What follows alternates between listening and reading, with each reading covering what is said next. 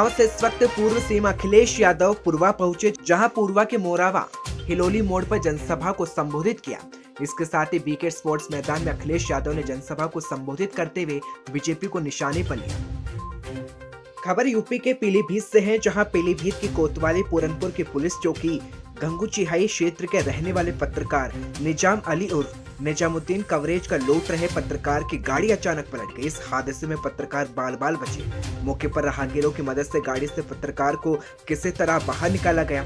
पत्रकार के द्वारा जानकारी दी गई कि वो पूरनपुर से खबर कवरेज कर अपने घर को लौट रहे थे। तभी पूरनपुर कोतवाली क्षेत्र के ग्राम डुंडा मार्ग पर एक घटना हो गई। राजधानी रांची के सिल्ली थाना क्षेत्र स्थित तानाशी मोड़ के पास 8 फरवरी की देर रात को प्रेमी प्रेमिका का मर्डर कर दिया गया था। इस घटना की सूचना स्थानीय लोगों ने 9 फरवरी के सुबह सिल्ली ओपी प्रभारी को दी। स्थानीय लोगों ने बताया कि मुरी बरलंगा रेलवे ओवरब्रिज के पास एक लड़का लड़की का शव पड़ा है। इस घटना की जानकारी रांची एसएसपी सुरेंद्र झा को मिलने के बाद एसएसपी सुरेंद्र झा ने ग्रामीण एसपी नौशाद आलम के नेतृत्व में टीम गठित कर मामले की जल्द सुलझाने का निर्देश दिया। तो वहीं पुलिस ने टेक्निकल सेल के सहारे 5 आरोपियों को गिरफ्तार किया है।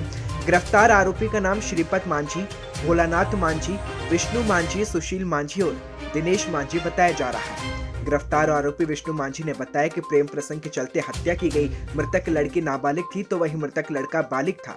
मृतक लड़का का नाम राजेश मांझी था और गिरफ्तार आरोपी विष्णु मांझी ने बताया कि लड़के रिश्ते में उसकी साली लगती थी। इस प्रेम प्रसंग की वजह से घर वालों और मोशेरा भाई काफी परेशान थे और लड़की को बार बार समझाने के बावजूद लड़की नहीं मान रही थी, जिसके चलते उन्होंने ये बड़ा कदम उठाया, जिसके चलते लड़की की हत्या करने से पहले उसके साथ सामूहिक दुष्कर्म किया गया और उसके बाद लड़की की हत्या कर दी। लड़की के जीजा ने हत्या करने का पूरा प्लान भी बनाया था। बता दें, भाई श्रीपद मांझी ने बताया कि इस प्रेम प्रसंग की वजह से जीजा काफी तनाव में थे और घर की इज्जत बर्बाद कर देने की धमकी दे रहे थे। जीजा विष्णु मांझी ने ही हत्या करने का प्लान बनाया और उसकी हत्या कर दी। वहीं भाई श्रीपद मांझी ने प्रेमी प्रेमिका को शादी कराने के नाम पर तलाशी मोड़ के पास बुलाया और प्रेमी प्रेमिका के आने के बाद गिरफ्तार सभी लोगों ने बारी बारी से लड़की के साथ दुष्कर्म किया और उसकी हत्या कर दी। जिला का सुदूरवर्ती थाना क्षेत्र जो बंगाल से पुरुलिया जिला से टच करता है, हम लोग का मूरी है। वहाँ मूरी बरलंगा रेलवे स्टेशन जो है वहाँ पर ओवरब्रिज के पास में आज से 4-5 दिन पहले 2 डेड बॉडी मिला था यंग लोगों का, जिसमें एक लेडीज का था, एक जेंट्स का। दिखने से ही ऐसा लग रहा था कि कहीं न कहीं इसकी हत्या कर दी और लाश को छुपाया हुआ था। स्थानीय लोगों के सहयोग से हमारे थाना प्रभारी, हमारे डीएसपी साहब की सनसनीखेज मैटर था, डबल मर्डर का मैटर था, तो हम लोगों ने टीम का गठन किया था। पहले आसपास के जगहों पर हम लोगों ने इसका पहचान करवाने का कोशिश किया, लेकिन पहचान नहीं हुआ।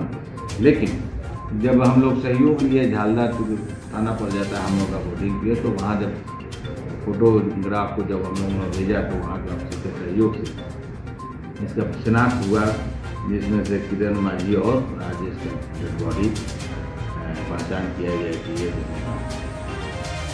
उत्तर प्रदेश के शहर आगरा को देश में ही नहीं विदेश में भी जाना जाता है, क्योंकि आगरा शहर में विश्व का नंबर 1 अजूबा ताजमहल मौजूद है, जिसे देखने के लिए दुनिया भर के लोगों का हुजूम उमड़ता है। और इसी कड़ी में शारदा ग्रुप ने हिंदुस्तान कॉलेज के बच्चों ने आगरा शहर की दीवारों पर पेंटिंग बनाई। राजा मंडी स्टेशन, जहां काफी संख्या में टूरिस्ट उतरते हैं, राजा मंडी स्टेशन की दीवारों को हिंदुस्तान कॉलेज के बच्चों ने अपनी पेंटिंग बनाई और पेंटिंग्स के थ्रू संदेश भी दिया।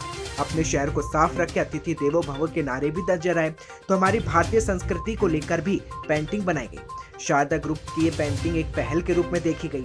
वहीं हिंदुस्तान ग्रुप ऑफ कॉलेज के बच्चों ने राजा मंडी स्टेशन की दीवारों पर ये पेंटिंग की और अतिथि देवो भव व स्वच्छ आगरा का संदेश भी दिया। खबर पीलीभीत से है, जहां थाना बेसलपुर क्षेत्र के अंतर्गत जवाहर नवोदय विद्यालय के 11वीं कक्षा के छात्र के द्वारा आत्महत्या करने की सूचना विद्यालय प्रशासन के द्वारा पुलिस को दी गई। सूचना पर स्थानीय पुलिस और फील्ड यूनिट की टीम मौके पर तत्काल पहुंची और घटना स्थल का मुआयना किया। पुलिस के द्वारा मृतक के शव का पंचनामा कर पोस्टमार्टम के लिए भेज दिया गया है। डॉक्टर्स के पैनल से वीडियोग्राफी के साथ पोस्टमार्टम कराया जाएगा। पोस्टमार्टम रिपोर्ट के आधार पर ही आगे की कार्रवाई होगी। बीसलपुर थाना क्षेत्र अंतर्गत नवोदय विद्यालय स्कूल है, वहाँ पे एक 11वीं कक्षा पढ़ने वाला एक स्टूडेंट आत्महत्या कर लिया है, ऐसे सूचना पुलिस को दी गई है स्कूल एडमिनिस्ट्रेशन के द्वारा।